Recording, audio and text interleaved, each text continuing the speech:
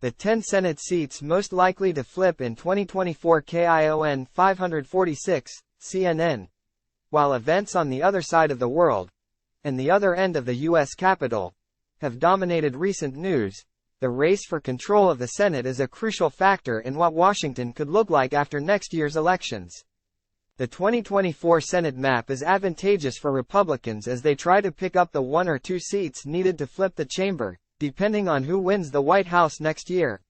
Members of the Senate Democratic Caucus are defending the most competitive seats, the top 8 on this list of 10 seats most likely to flip, which is not likely to change ahead of November 2024. The order of the ranking, however, is changing. Rankings are based on CNN's reporting, fundraising figures and historical data about how states and candidates have performed. Pennsylvania, for example, shoots up from number 7 in July to number 4 this month, in large part because it's the one battleground where Republicans aren't facing a messy primary. GOP candidate fields elsewhere have only grown over the past couple of months, despite the National Republican Senatorial Committee's new policy of taking sides in primaries. Besides Pennsylvania, the National Party has made its preference known for specific candidates in West Virginia, Montana, Nevada and Michigan. The NRSC is neutral in Ohio's crowded primary and hasn't ruled out endorsing in Arizona. Whether engaging in primaries early on will pay off remains to be seen. So far, however, NRSC Chairman Steve Daines' tactic of keeping Donald Trump close appears to be working, as the former president hasn't yet endorsed against any of the campaign committee's picks. The GOP presidential front-runner, with his 4 criminal indictments, is likely to be a liability in some places next year if he is the party's nominee. But Republicans take comfort in the fact that he won the top 3 states on this list handily in 2020, and red state Democrats will have to run with an unpopular President Joe Biden atop the ticket. In an era of increasingly nationalized politics, it's becoming harder to run for Senate in a state that voted for the opposite party's presidential nominee. In Democrats' favor, however, Sens. Joe Manchin of West Virginia, John Tester of Montana and Sherrod Brown of Ohio have succeeded at it before. Time equals 400 Ms. Greater than vulnerable Democratic senators will try to distance themselves from Biden where they can, or try to signal that they represent a check on the White House. For example, 6 of them, plus independent Senator Kyrsten Sinema, who caucuses with Democrats, recently joined a bipartisan call to the Secretary of State to freeze $6 billion in Iranian assets after Hamas attack on Israel, even though the administration has made clear that the money hasn't been touched, has strict restrictions around it, and the U.S. hasn't found a direct link between Iran and the Hamas attack.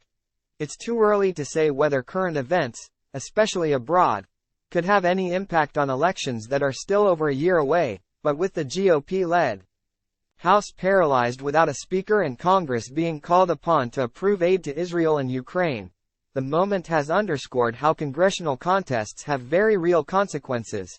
Here's where things stand in the race for the Senate just over a year before Election Day 2024. West Virginia remains the seat most likely to change party hands next year, whatever Senator Joe Manchin does. The most conservative Democrat in the Senate, who hasn't ruled out running as an independent for re-election or for president, Manchin isn't expected to announce his plans until the end of this year. He raised $715,000 in the July to September third quarter, enough to maintain appearances that he'll be a candidate next year. The haul is also more than what either of his major GOP opponents raised, but about $500,000 less than his previous quarter total. The chances of this seat flipping only go up if Manchin declines to seek a third full term. Even if he runs without the D after his name, he'll have an uphill battle in a state Trump won by 39 points in 2020. His vulnerability is apparent in the way GOP-affiliated ads are tying him to Biden and Democratic-aligned spots are tying him to Trump. One Nation, for example, has attacked him over his support of Biden's Inflation Reduction Act, while Duty and Honor PAC has touted Manchin's work with Trump to protect minors' pensions. Time equals 400 Ms. Greater than the immediate fight, however, is the GOP primary, where Jim Justice, the popular Democrat-turned-Republican governor, has outraised Representative Alex Mooney by about $300,000. While national Republicans and Trump are behind Justice, the Club for Growth and an allied super PAC have committed nearly $13.6 million to the House Freedom Caucus member. The club's political arm is airing ads, calling Justice a rhino, or Republican in name only, and trying to tie him to Senate GOP leader Mitch McConnell. Sen. Jon Tester, another red state Democrat, is no stranger to tough races. But the most pressing question is whether GOP Representative Matt Rosendale, fresh off his vote to oust House Speaker Kevin McCarthy, decides to complicate national Republicans' plans by mounting his own bid to avenge his 2018 loss to Tester. The NRSC likes retired Navy SEAL Tim Sheehy, who already has the backing of the two other members of Montana's congressional delegation, including Daines, the NRSC chairman, and Governor Greg Gianforte. Sheehy, who entered the race in July, raised $2.9 million in the most recent fundraising quarter, including about $653,000 in personal money, but he's a relative newcomer. The Minnesota native has taken heat, for example, for saying in a Breitbart News interview that there were more bears than people in Montana. Rosendale, too, has out-of-state roots, and his House campaign only brought in about $335,000 during the third quarter. But as a previous statewide candidate, he was elected state auditor in 2016 and lost to Tester by about 4 points in 2018. He starts with more built-in name recognition than Sheehy and could potentially benefit from assistance from the Club for Growth. Sheehy has been on air trying to introduce himself, leaning heavily into his military service and using ranching motifs to highlight his ties to the state. He's also been attacking Tester for not adhering to some of the commitments in an ethics pledge he ran on during his first campaign, as CNN's K-File reported. An outside group called Last Best Place PAC, seemingly linked to Democrats, is attacking Sheehy. Assigned Democrats may think he'd be a tougher opponent than Rosendale. Tester appears to be taking the race seriously. He raised more than $5 million in the third quarter and ended September with $13 million. Democratic Senator Sherrod Brown is gearing up for a tough race in a state that's been trending red over the past decade. He raised $5.8 million in the third quarter, ending the period with $11.2 million. He'll need all the money he can get if he faces one of the two self-funders vying for the GOP nomination. Both businessman Bernie Moreno and State Senator Matt Dolan loaned their campaigns $3 million in the third quarter. Secretary of State Frank LaRossi, who raised about $1 million, including $250,000 he loaned his campaign, doesn't have the same kinds of personal resources, but he likely starts with a name ID advantage as the only statewide elected official in the GOP race. He became the public face of an August ballot effort to raise the threshold for amending the state constitution, seen as a proxy fight over an upcoming November referendum on abortion rights. LaRossi admitted the measure was effectively about abortion, so the effort's failure has been a point of attack from his primary opponents. Time equals 400 Ms. greater than Trump carried Ohio twice, and his backing proved instrumental in getting now Sen. J.D. Vance over the finish line in last year's Republican primary, which also featured Dolan and, briefly, Moreno. Vance is backing Moreno in this primary, and while Trump has praised Moreno, he hasn't made any endorsement yet. The NRSC is so far staying neutral in this race. The candidates met for their first forum last weekend, where U.S. aid to Ukraine was a point of divergence between Moreno, who, like Vance, wants to suspend it, and Dolan, who wants it to continue. LaRossi called for making aid contingent on securing the U.S. southern border. Meanwhile, Brown has been on the picket line with striking United Auto Workers, underscoring the economic populist streak that Democrats hope will allow him to defy the political tilt of his state once again. The Keystone State moves up several spots this month largely because of how uniquely settled the GOP primary is compared with other battleground states. Republicans coalesced around Dave McCormick to take on Democratic Senator Bob Casey soon after the former hedge fund executive got into the race in late September. State Senator Doug Mastriano announced in May that he was passing on a bid, a major relief for national Republicans who were wary of the failed 2022 gubernatorial candidate and election denier, but Democrats think. McCormick, who unsuccessfully sought the state's other Senate seat last year, has his own baggage. He tried to tack to the right in an effort to secure Trump's endorsement and the GOP nomination in the 2022 Senate primary, which could alienate some suburban Philadelphia voters in a general election. He's also facing questions about his residency. McCormick insists that he lives in Pennsylvania, but returns to Connecticut to visit his daughter, who's still in school there and lives with his ex-wife. And if there's a political cost associated with that, so be it, he recently told ABC 27's This Week in Pennsylvania. Still, the combination of McCormick and his vast personal resources during a presidential year are likely to make this Casey's most competitive Senate race yet. The three-term incumbent, who raised $3.2 million in the third quarter, has a well-known political name in the state and enjoys a 48% job approval and 31% disapproval rating, according to a Quinnipiac University poll released earlier this month. He led McCormick 50% to 44% among registered voters in that survey, but this race is still young. Time equals 400 Ms. greater than Kari Lake, who embraced election denialism and conspiracy theories in her losing 2022 gubernatorial bid, was far from Republicans' dream Senate candidate in this emerging purple state. But the former TV anchor is going to be hard to beat in a primary given her strong connection with the GOP base. Trump endorsed her by video at her announcement rally earlier this month, and there are signs that the party establishment is trying to keep her close. We have not ruled out endorsing Lake, a source familiar with the NRSC's strategy told CNN. Daines has said the National Party has had productive conversations with Lake, who recently told the Associated Press she'd vote for McConnell for leader. She's also picked up the backing of Senate GOP Conference Chairman John Barrasso, but Lake still won't admit she lost last year's gubernatorial race, and her past hardline positions on abortion could turn off swing voters. Her candidacy represents a familiar challenge for Arizona Republicans, whose recent nominees for key offices swung right in the primary and then struggled to pivot to the general election. Pinal County Sheriff Mark Lamb is also running for Senate, but raised just $475,000 in the third quarter. The race will remain unsettled, however, until Senator Kyrsten Sinema, who left the Democratic Party to become an independent last year, announces whether she's running.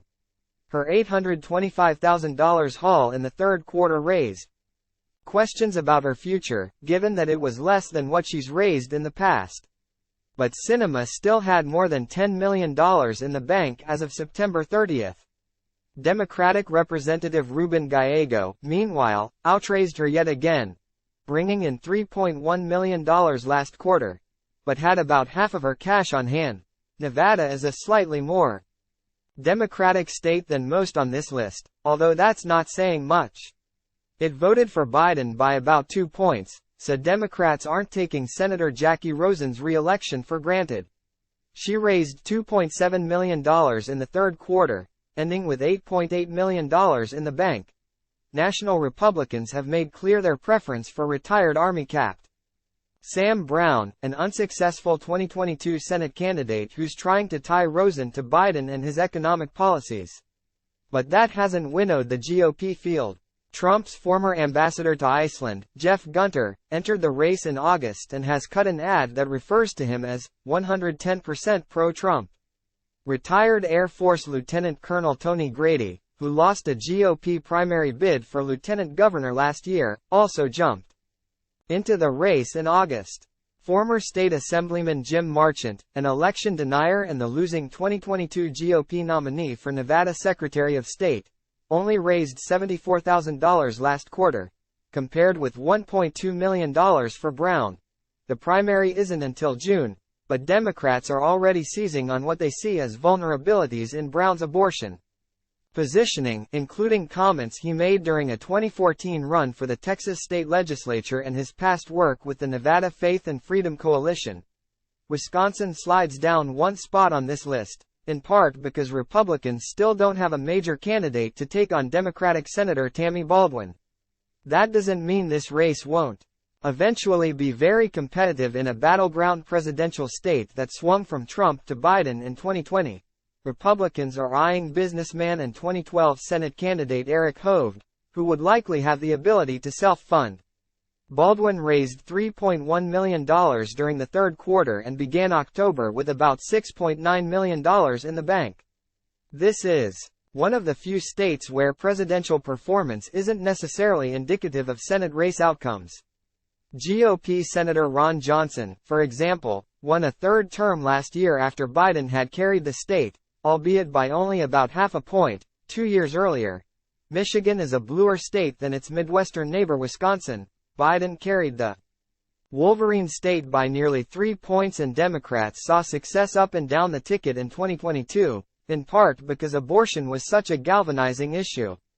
Democrats are now trying to ensure that retiring Senator Debbie Stabinov's seat remains in their hands.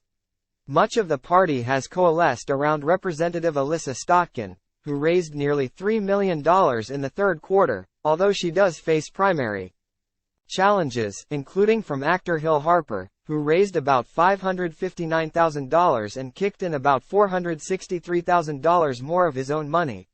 Republicans landed a prominent recruit in former Representative Mike Rogers, who succeeded Stabenow in the House and represented an earlier version of Stotkin's Lansing area seat for 7 terms.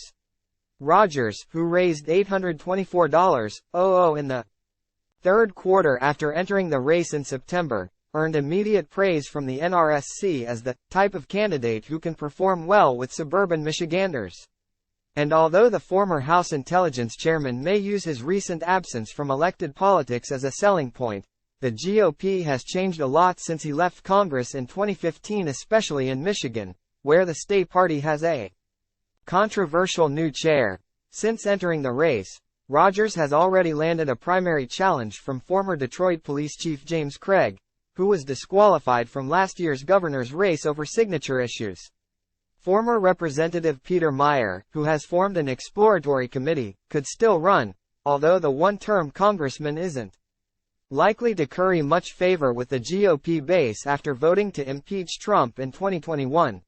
Texas is a hard state for Democrats to flip. They haven't won a statewide election here since 1994, their longest losing streak in the country. But GOP Senator Ted Cruz makes a good villain for national Democrat donors. See Beto O'Rourke's massive 2018 fundraising hauls in his closer-than-expected loss to the senator. The question, however, is whether that grassroots Democratic opposition to Cruz can translate widely enough to deny him a third term. Democratic Representative Colin Allred, who has already proved to be a strong fundraiser, brought in $4.7 million in the third quarter, more than Cruz's $3.1 million. Democrats tout the former NFL player's background as a good fit for Texas.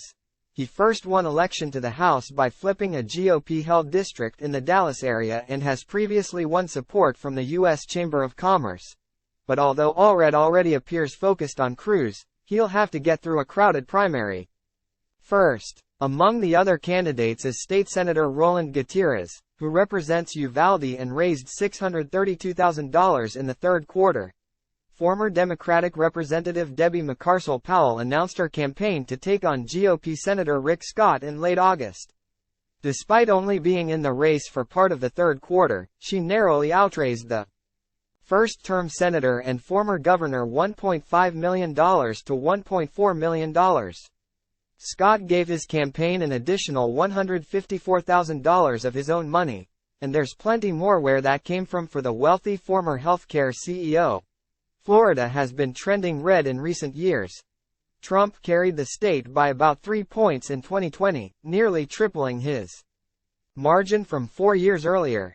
But each of Scott's races for governor and Senate have been relatively close, and he's never run in a presidential year. Democrats have targeted him over some of his more unpopular policy proposals, such as a sunset provision for all federal programs, which he later revised to exclude Social Security and Medicare after criticism from within his own party. The Democratic Senatorial Campaign Committee, for example, has been running digital ads casting Scott and Cruz as threats to popular entitlement programs. Even with Democratic investment, though, it's going to take a lot to flip this seat blue. The state's senior senator, Republican Marco Rubio, won re-election last year over a high-profile Democratic opponent by 16 points. The CNN Wire and Copyright 2023 Cable News Network, Inc., a Warner Brothers Discovery company. All rights reserved.